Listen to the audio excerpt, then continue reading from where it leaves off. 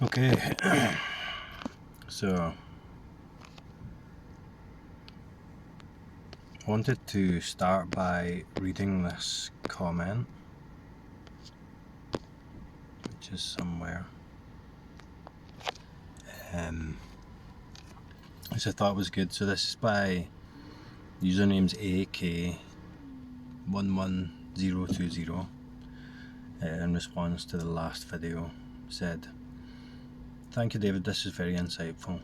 The way I understood what you said, and this is also borne out from my own experience and observations, is that the witnessing observer of thoughts is itself a thought, and it's more like a feeling of me, but it can't be me because it's all witnessed. What precedes the witness? Thinking of this, trying to figure it out, is like a dog chasing its own tail. It's like witnessing. It's like the witnessing starts and the witness turns into the witnessed. Like that infinity loop of a painter painting a painting of a painter painting a painting ad infinitum. It seems the only antidote to this loop is to stop. So, it's funny how different people have different ways of describing the same thing, or different means of pointing to the same thing. And that's a great way to describe it. If the subject, if the thinker, if the me, the separate self, can be observed, then it's not essentially what you are. It's not what you are at a fundamental, the most real level.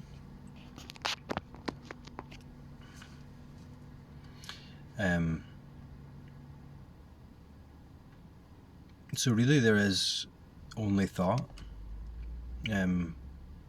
What you are doesn't have to assume a position to be aware of itself, to be self-aware. What this is, what we are, is inherently self-aware, aware of itself already, without the need for a separate position, a separate subject, a point of view, a viewpoint. So the thinker, the one observing the thoughts, as a me, as a separate thing, can only ever be another thought. What you are, what I am fundamentally, can't be found, because it doesn't need to be found. It is inherently already here. So the awakening isn't a movement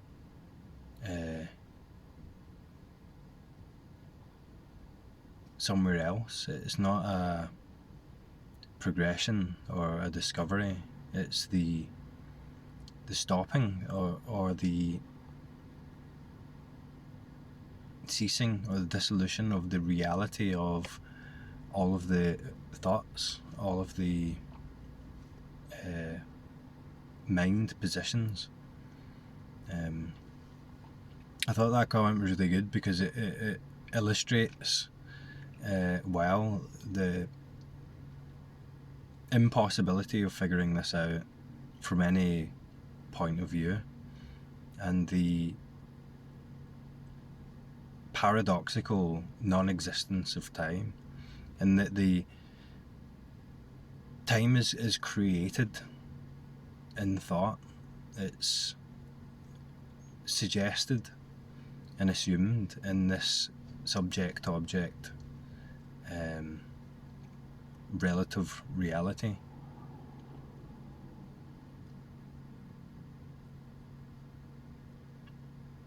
And the strange thing about it is that this thinker, this me, this subject, appears as one thought, co-arises with a thought about something. it's creating this strange illusion of duality, this strange illusion of the necessity for a subjective position needed to relate to reality in order to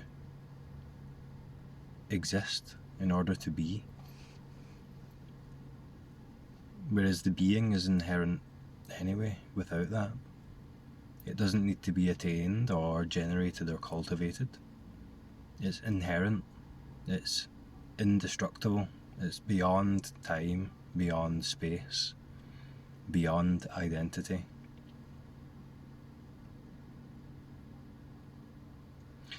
But the weird thing is that in that one thought contains the assumption of the thinker, the subject, looking at the objective thought experience.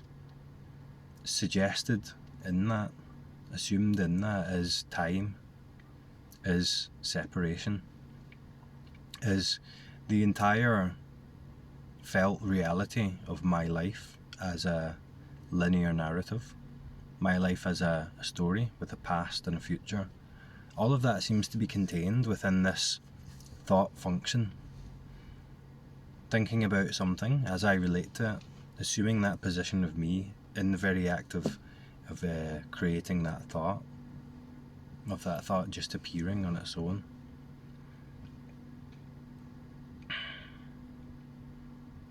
So that felt sense of aliveness, of beingness, of inherent knowingness, then moves one step forward away from, seemingly it can't actually do this, away from itself, into an objective reality with the necessity for a separate subject here to relate to it, to observe it. So it's never going to be attained by that moving forwards, looking out into an experience from a point of view. That's why I always say it's a backwards path. But equally, there's no movement. There doesn't need to be a movement towards something, or doesn't need to be a movement away from or out of something. It's a relaxation of what makes it seem like that I am here. From my point of view, I inherently exist, and I relate to my experience. So it very much feels like a point of view, an inherent point of view.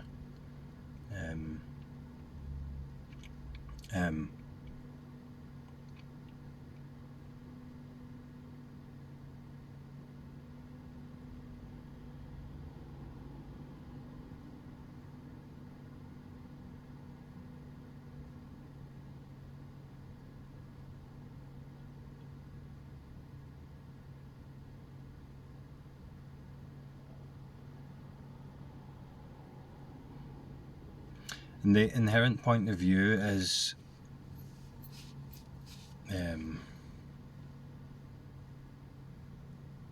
limiting. It seems to be a focused direction of attention, a seeming limitation of the inherent knowingness that's here already. It all happens seemingly within what we truly are. The birth of time, the birth of self, the birth of distance or separation. It all appears as an objective experience within what we truly are. So with that obscuring illusion, how do we realize what we truly are? Well, actually, we don't. What becomes clear is that this obscuration, this illusion,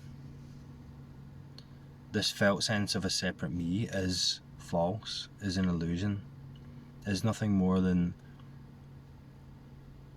a movement of thought, a movement in mind. It doesn't need to be there. And then there's a surrender and acceptance,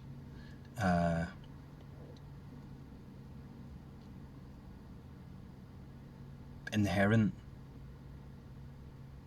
immersion into what's already here, let's say before that or as that, and a massive sense of relief, because there's nothing to be got, there's no state to be cultivated and maintained.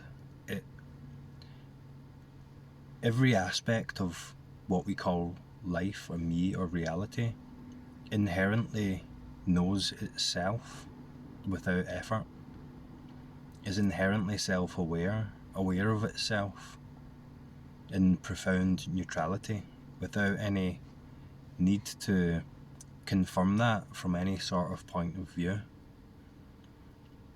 So like I say, it's much more of a remembering. What's remembered is what's here anyway, what's here already. And it's not remembered by someone from any particular point of view. Reality remembers itself, reality wakes up to itself from no particular position as just this.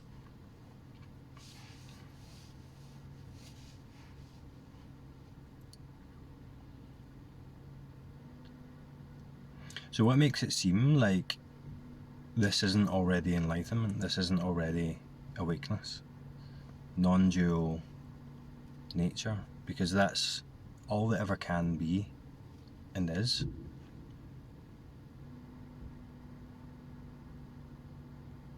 Is an active process, is a happening, a creation of an illusion that seems to happen due to conditioning automatically. It just, this assuming of the position of a subject appears, co-arises when any thought about something comes into experience.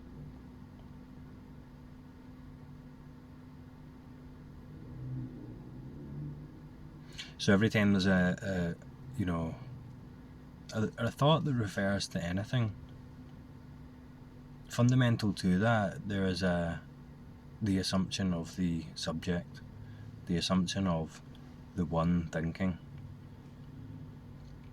And in that there's a belief, an energetic, felt sense of reality to that separate subject.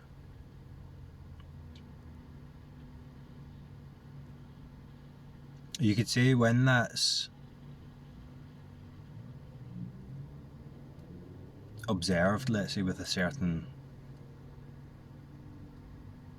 clarity, or if when that kind of comes into focus,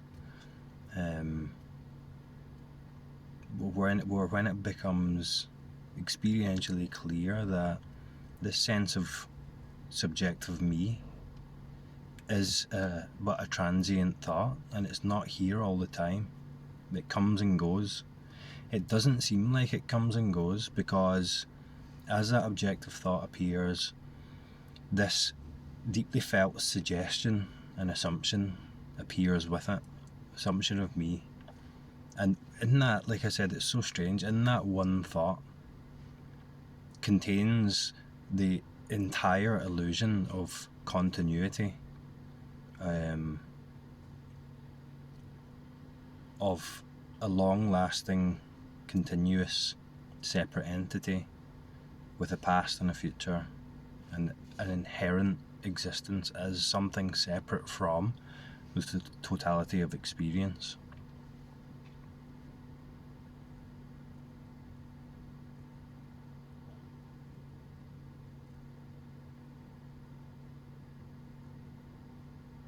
We're right on the brink here. We're right on the limit of paradox. So if you can stay with me and see, I am here. Whatever I am is present, knows itself, is inherently self-aware. Is there a need for anything else in this moment? Is there a need to move forward and get something called enlightenment?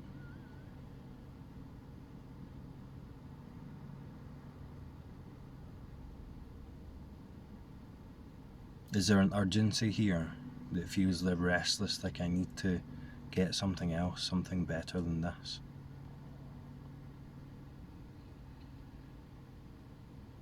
How does it feel? Or is there just stillness?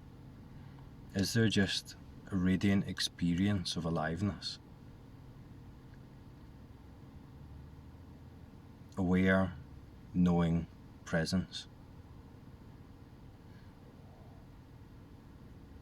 And watch how that self-aware, knowing presence then, out of habit, then moves to create the sense of a me, this all too familiar sense of a separate me, as someone who needs to get something, as someone who needs to move one step forwards, away from this. It might feel like into an internal world, into a narrative. When the thought comes up, does it feel like I shouldn't have had that thought because I'm trying to still my mind? What is it that you call yourself that takes that position in regard to thought?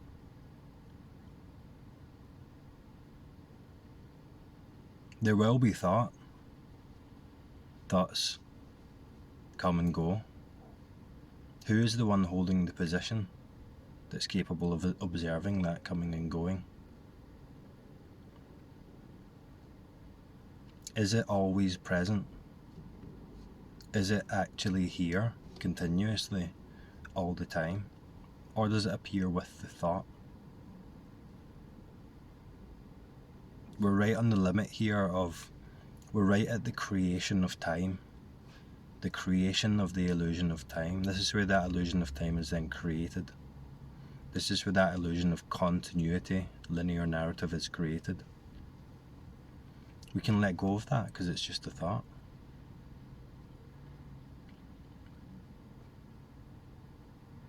It's an illusion, let's say, within your essence, what you truly are, which is here. It's already here.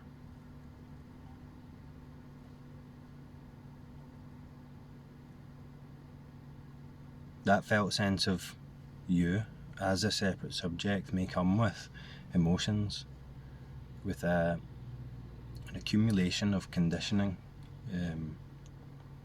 emotional conditioning, and it comes up.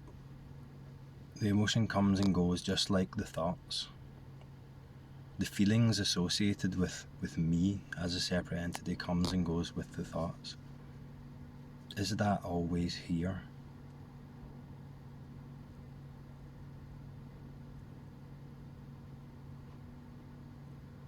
What are you that's here now?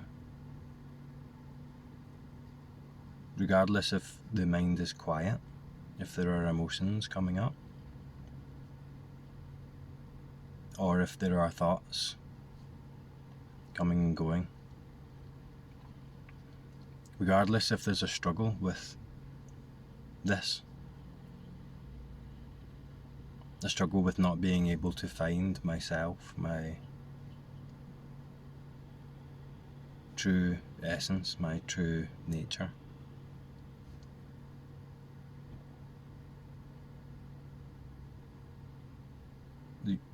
You're off the hook with it because as that separate character you don't find it because the character isn't real. What we're looking for is already here in regards to seeking. It doesn't need to be found, it can't be found.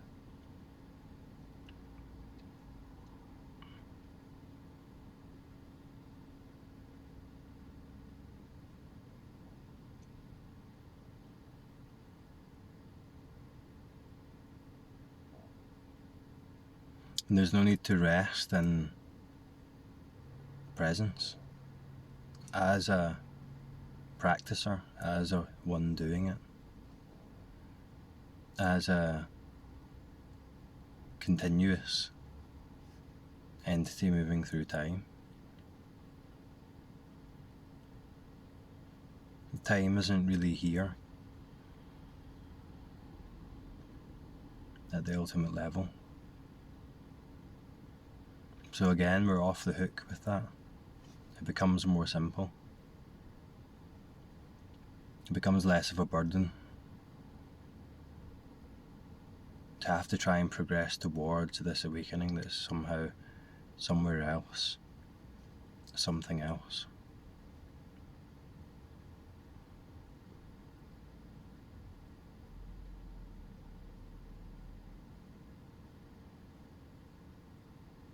If the mind is, or if that sense of a separate subject is, it's become clear that that is a thought experience, a transient thought experience, and what is here, it's much more what you are, what I am, than these stories and these thoughts, or this subjective position created in mind. If that's clear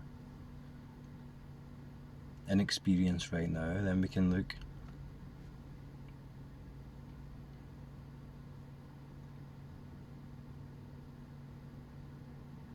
for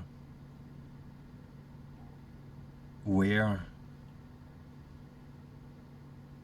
you are physically in immediate experience. And that's when it gets interesting, because we look for where am I? I know I'm not a sense of a, or I know I'm not a thought. I know this subjective thought experience was suggesting this identity, and when we've seen through it, it becomes very vague and strange, and we're like, of course that's not me, of course there's just thought, of course I'm not in here observing my thoughts, thinking, struggling against this narrative about becoming more awake, becoming more enlightened. And then the beautiful nature of the sensed, let's say, world, the senses, becomes more intriguing, becomes more alive.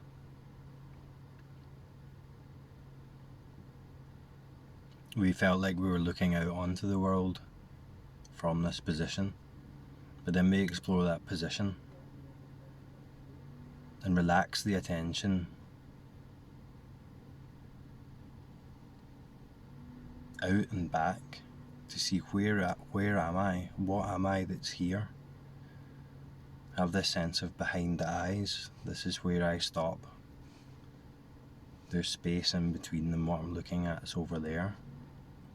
We look back and we can see that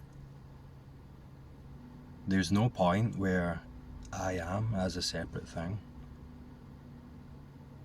There's really nothing here. There's nothing here. You could see you are the void. From what we thought as the subjective position, you are this infinite void. And what appears as you when you can't find yourself back here is the world.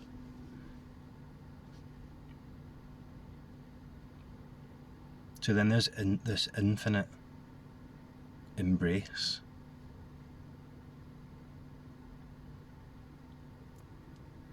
There's this infinite closeness.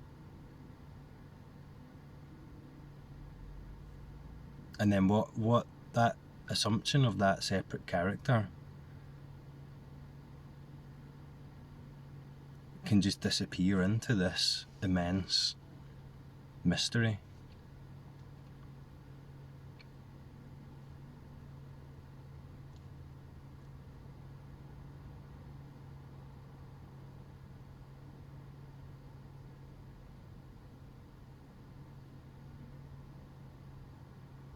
There's no longer this contraction of looking out and searching for and exerting effort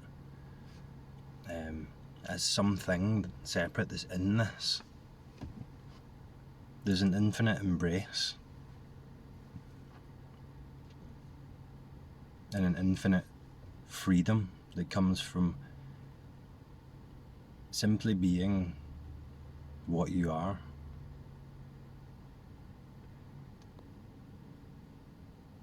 Which is infinitely paradoxical, infinitely mysterious. And then we can appreciate the inherent joy that's present in an as experience, always. Anyway, I'll need to go, but I'll talk to you next time.